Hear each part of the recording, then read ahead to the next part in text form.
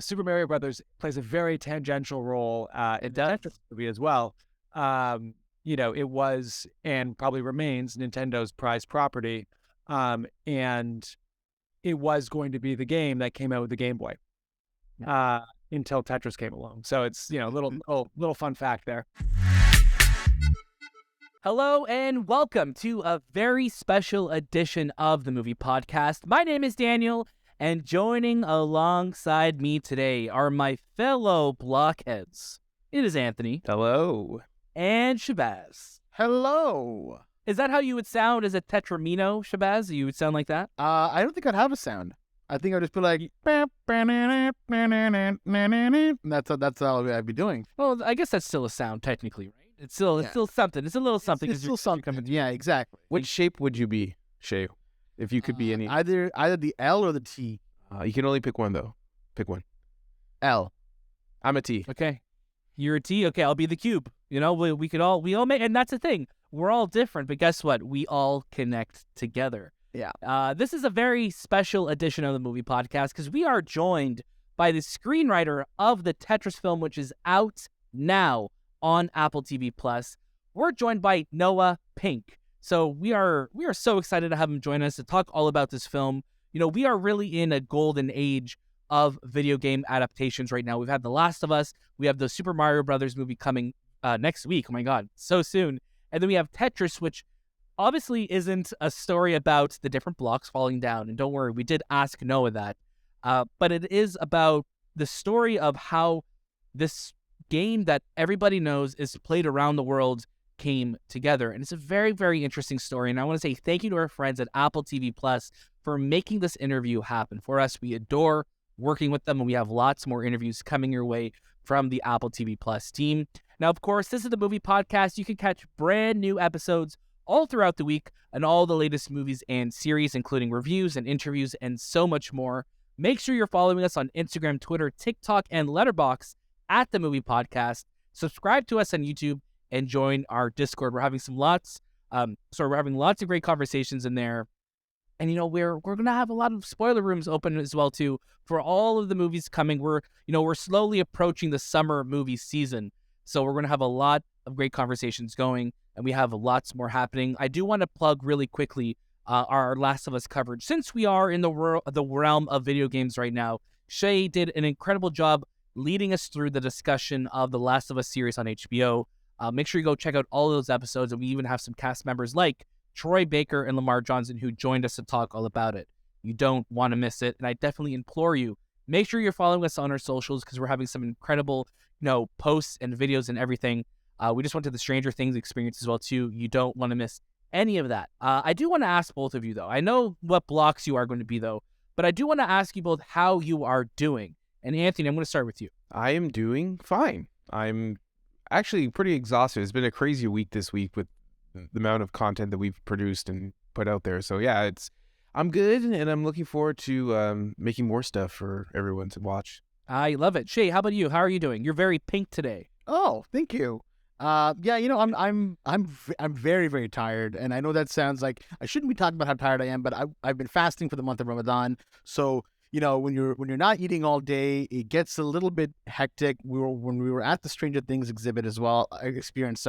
I was starving, and we were so close to sunset, and you guys were kind enough to wait to not eat as well so that we could all eat together. I thought that was very sweet.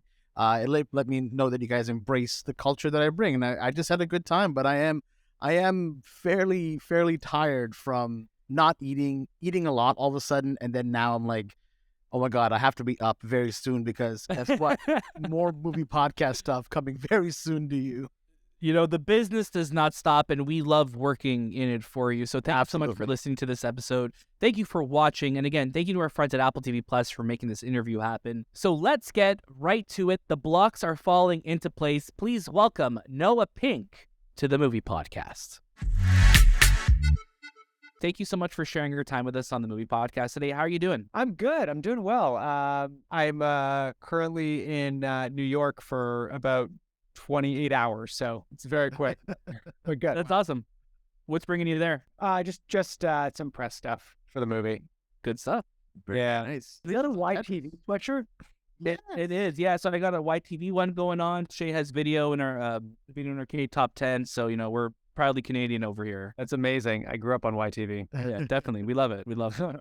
Congratulations again on Tetris. We had a great time with it, and as diehard video game enthusiasts, we loved all the nods and Easter eggs that you had to that era of gaming. Oh, thanks, guys. I appreciate it. Yeah, a lot of heart and soul went into the details for sure. And I'm sure during that time you probably played a lot of Tetris for research purposes, of course. So we kind of asked, what was your high score? No, that's private. Good answer. Your media. Yeah, we were about to ask you for proof for sure. Yeah. No, I did get advice from both Henk and Alexi on how to do well at the game. But to say that I'm good would be a lie. So I'm not. That's fair.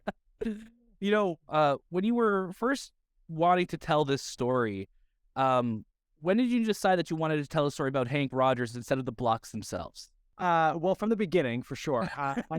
The blocks were never really in contention, though. When I first described my interest in telling a story about Tetris, everyone immediately assumed it was going to be an alien invasion movie. Pixels too. Yeah. And it wasn't. But no, I heard about this story like 8 years ago, and immediately saw the potential for a movie in it, even though on its surface this is really just a story about contracts.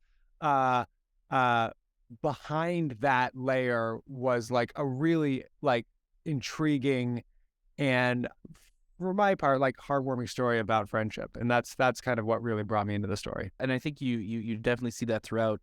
In a story that is so like you said, like the story about contracts, but there's so much more that's going on around those circumstances, right? Yeah, I mean, look, it's set in a time period where a country is literally going through an existential crisis that will be its downfall, and that has repercussions that last into literally this day. So that whole layer, the geopolitical layer, was also very interesting to me as well. Marv Studios is also behind the release of Tetris. How close did you work with Matthew Vaughn and that team on developing the story? Oh, a lot. Yeah, Matthew Vaughn is a tour de force creator, and he came aboard in 2020. And we've been working together for the past couple of years. And he's the type of guy who, really likes to get his hands dirty in all the projects he's involved in. And so, so it's, we had many, many phone calls, a few visits to London, and it was great. Like, he really likes to stress test like every part of a story when you're making a story. So I think at the end of the day, it comes out a better product. And then how much influence did you get from Henk and Alexi as well? Like, what did they kind of tell you? Like, yeah, you got to keep this in, but this stuff you can kind of maybe expand on a bit more, make it a bit more fictitious, or whatever you want to say. Yeah, I mean, when I first met Henk and Alexi, I believe in 2017, Wow. and yeah, look, they were both very eager to tell their story to me. And Alexi kind of held my feet to the fire a bit, because he was like, he was a big stickler on the details, which was great, and he told me, a lot of different stories about what it felt like to be living through that time, but also like small stuff. Like, in the first draft, I didn't have him owning a car, and he was like, Noah, I owned a car. And I was like, okay, great. That's great. And so, when you see the movie, you'll understand that that's actually kind of a big part of the movie. Yeah. And then, obviously other small stuff, the specificity of one of the characters who becomes, kind of the main villain of the story, isn't KGB. He's a politician. And, because the main, quote unquote, villains of the day, especially the pressure that like Lexi was feeling, wasn't from the KGB itself. It was actually from, it was like more government forces. And so, And so like those slight tweaks, they were all there. And, in the story of Hank and Alexi coming together over this, shared love of gaming in Alexi's apartment, playing the original game for the first time. That's a story they told me. So those are, there's a lot of things in this movie that seem stranger than fiction, but they happened. It's kind of crazy. Yeah, that has to be. It's so crazy that it has to be true, right? Yeah. Yeah. And I'm curious for yourself. You mentioned working with Hank and Alexi on getting the details right. And kind of keeping the story writing progress, like keeping that evolving throughout. Did it change at all when Taron Egerton came on board to take on the role of Hank? Did he bring anything to the script? Did he bring anything that he wanted to really bring to the screen? Yeah, I mean, look, every time an actor comes, especially an actor at the caliber of Taron, comes to a role, things adjust. And the blessing and curse of having someone as good as Taron is that no matter what you write, they can pull it off.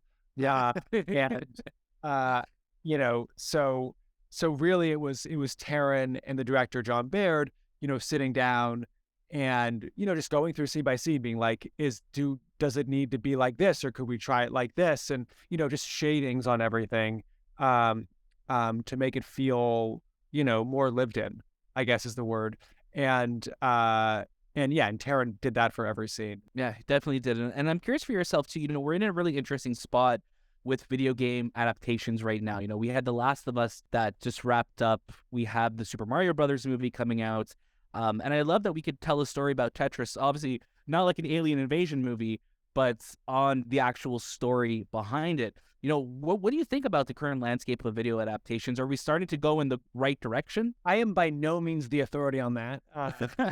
I will tread lightly here. I think that there are so many ways to skin the cat when it comes to an adaptation. What interested me about the Tetris story wasn't that it was obviously, look, Tetris isn't a quote unquote story when you play the game. It's a puzzle game. So for me, the interesting quote unquote adaptation there was less about adapting the game and more telling the story about how it got to our Game Boys. I personally was riveted by The Last of Us, so I thought it was great. Craig Mazin, I'm a big fan of his. And look, I'll definitely go see Super Mario Brothers. It's so interesting because Super Mario Brothers plays a very tangential role in the Tetris movie as well. It was and probably remains Nintendo's prized property, and it was going to be the game that came out with the Game Boy until Tetris came along. So it's little fun fact there. This is wild, which is absolutely wild to see just how impactful this game is, and it continues to be to this day, right? Yeah, I mean, it's I believe I was talking to Hank this morning, and he said how I believe they sold, oh gosh, I might get this wrong, but between like 60 and 80 million copies of Tetris. And then when the smartphone got invented and they released the app, they licensed the app out. I think they've had like 500 million paid downloads of Tetris. Wow. So the game has just continued to roar. It really is. It just transcends through time. Absolutely, it really does. And you have so many, like we mentioned at the beginning, you have so many great Easter eggs, for Nintendo fans or Tetris fans. But are there any that you kind of wrote into the script that you're really excited for fans to find? Well, if I said it, then they wouldn't find it, would they? Just between us. No, look, I think there are, hopeful, like, this is the type of movie that if you don't know anything about Tetris, which to my surprise, some people don't, you'll still find, joy in this. But if you do know what Tetris is, I think you will, you'll both be surprised by the story, and we'll have little pieces in there and little noises and sounds that only you will recognize. Definitely, we heard a lot of those. Yeah. Oh yeah, there's some just really beautiful moments in this where you're just like, yeah, like you could tell that this is coming from some from a team obviously that obviously respects the game but is well versed in the video game world, right? So I think that shines throughout the film. Yeah, it's interesting. Like, this is the tone of this movie is has always been a balancing act. It is part spy thriller. It is part adventure. But through and through, this is, this should be a fun and kind of, fun romp. And because, I really wanted to focus on this idea that, gaming is important. And in a weird way, it teaches us the importance of play. And there's a scene in the movie where, at the beginning of this movie, Hank is stressed out. He's stretching himself thin financially. He has family problems. And it's not until really he comes together with Alexei and they play the original version of Tetris for the first time that Hank remembers why he's doing all of this, and it's for the love of play. And we forget that sometimes as we grow up. So it's, it's kind of it's a simple message, but I think it's kind of important. I love that. And there's so many incredible stories out there within video game history. And I think we're starting to see a lot of them told, be it in films like this, or you look at, different YouTube channels that are really taking a deep dive into this history. Are there any other stories within the world of video games? Obviously, if you can't say any, that's okay. But are there any other stories within that world that you'd love to tell, or you'd love for someone to shine a light on, to bring them to the masses? I mean, there's a part of this story that I would have loved to continue on, but I just didn't have time in a 2-hour format to tell it. But it's the rivalry between Nintendo and Atari, I think, is fascinating. Yeah. And you see hints of it in this game. Sorry, in this game, in this movie. But when Atari broke off from the console, became Atari Games, or Tengen, and they had this, this crazy back and forth rivalry with Nintendo in the late 80s, when they started developing, and they basically hacked the NES and started manufacturing their own NES games, which was totally illegal, but they did it anyway. So pissed that they had to pay Nintendo so much to make them. So, the whole, it's a wild story about how they hacked it. They basically had to, they hired a law firm to sue themselves, on behalf of Nintendo for patent infringement, so that they could get access to the patent and see Nintendo designed their lockout chip, so that they could hack it. It's crazy. That's wild. And it supposedly all stemmed from this one meeting that the CEO of Tengen had with Minoru Arakawa, who's in our movie, the head of Nintendo America, where they met in Seattle, and Mr. Arakawa fell asleep. And the head of Tengen was so offended that he was like, "What the hell with him? I'm gonna go do it myself." That's crazy stuff like that. There's a whole backroom scene of but there's I think what always interests me is the human story behind these kind of cultural touchstones. It's funny because there's so many stories within that, because video games were really coming to the forefront of pop culture at that time, right? So I even think of in the 90s where you're looking at Nintendo and Sega and Mortal Kombat in the courtroom. There's so many wild stories that happen that we don't really see that as much now, because video games are so established in our culture and how we use them. But it was a really wild road to get where we are. So really, a lot of bloodbaths. A lot of bloodbaths. So I'm really hoping that we get to see more of these stories told. Left, right, up, down, AABA. Here's something. There you go. Mortal Kombat. Absolutely. Yeah. No, it's exciting.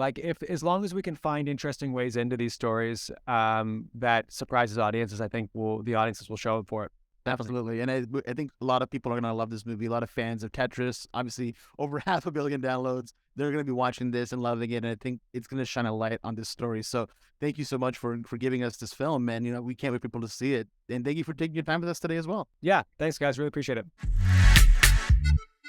And welcome back. That was such a fun interview. I love when we get more time with the creators behind these movies and shows, because we really get to pick their brains about this. Obviously, Noah is a screenwriter for Tetris, and I think he shared a lot of just his background and, the love he has for the video game industry. Shay, biggest takeaways from the interview? It's always fun talking to a fellow Canadian, but on top of that, just someone who has that love and appreciation for, not just the game itself, but the story behind the game. Because we pick up controllers all the time and just start playing a game. We never really think about what goes on behind the scenes. And sometimes, especially back in the 80s, I'm sure when video games were really on the rise, like they were starting to become what they are today, that's people were like, really, the stories must have been insane, because there might have been people that didn't believe in the medium at all. Now we know that it's a $1 billion industry, but back then clearly it wasn't. So seeing Noah kind of really weave in and out, talking to the original Henk Rogers and Alexi as well, having that information is so cool. It felt like this wasn't just a project that was just made about Tetris. This was the true story. This was gathering all of that intelligence that you possibly can and making a perfect film out of it. Yeah, and it's interesting when you see everything behind, the Iron Curtain and what's going on with the Soviet Union at that time. There's a lot going on that I don't think that when you're playing Tetris and you're just seeing these Tetrominos falling, you're not thinking about the grander scope of actually how did this game get to where it is today. Anthony, jump in. Yeah, and there's a ton of, we'll say, a treasure trove of stories that originated from those periods, from the 80s and 90s, even till today, that go behind the scene. I think Tetris, showcases an element of video games that we didn't know about, and it's very similar to the Steve Jobs and Bill Gates fight, where there's a lot of things that have happened behind the scenes that kind of lead up to what we get now. So, and I'm looking forward to more stories like that. I think there's tons of options for people to kind of make stories on Nintendo and how they rose to fame, or maybe Atari almost collapsing the video game industry with E.T. There's so many cool stories that happen within the video game industry that could be told in a dramatic series or movie. Definitely, and that's the thing. Noah, teases some other stories that he'd love to tell. I really hope that we get to see these stories told, because like Anthony said and like Shay said, there's some incredible stories that we don't even know, and this is just scratching the surface. And what I really hope this film does is encourage people to go out there, do their research, and look and discover more of these stories, so we can get more of these stories told. Once again, I want to say thank you to our friends at Apple TV Plus for making this happen for us. Tetris is out now on Apple TV Plus. It's directed by Jon S. Baird, and you could watch it this moment. So as soon as you're done watching it, or as soon as you're done listening to this, come join our conversation. Join us on Discord. Let us know what you think, and let us know in the comments below on YouTube, if you're watching this, what you thought of the movie and what you thought of our interview. We have lots more coverage coming your way. This is the Movie Podcast. We have a lot of fun here. We have lots of reviews, lots of interviews, and lots of giveaways coming. So make sure you follow us on all social media platforms at The Movie Podcast. Check out our show notes for all of those links and more. That was this time at The Movie Podcast, and we'll see you next.